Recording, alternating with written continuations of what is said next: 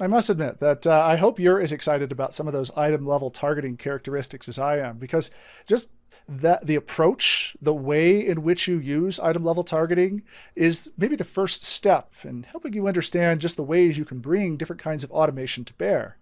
As you expand beyond this, your MCSA or MCSE curriculum, and start moving into some of the more advanced topics like System Center and particularly Configuration Manager, it is these technologies that, with a little bit of thinking, with a little bit of just strategizing about the experience you want your users to have, can be relatively easily implemented with the tools that you have at hand.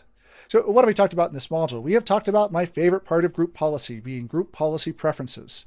We talked about how group policy preferences work, so the structure of them. We took a look at some of the control panel settings, and then all the other options you see here in this very long task for the 411. And then we concluded with a look at item level targeting, and specifically two use cases that allow us to use the different item level targeting characteristics to create a really awesome user experience for us, our users, and the power we're consuming. And with this, we bring to a close our exploration here of group policy for the 70-411.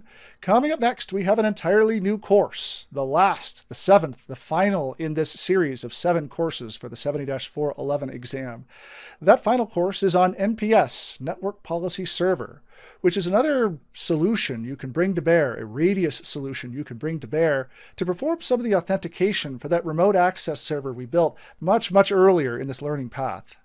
In that course, we'll talk about how to configure Network Policy Server, how to configure the NPS policies that it makes use of, and then we'll conclude with a look at a solution that is now deprecated in Windows Server 2012 R2.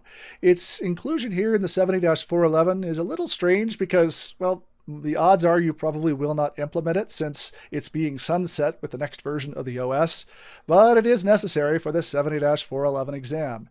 That technology is Network Access Protection, which will be the third and final of our 3 objectives for that final course there on Network Policy Server. That entire conversation is the topic for our next course coming up.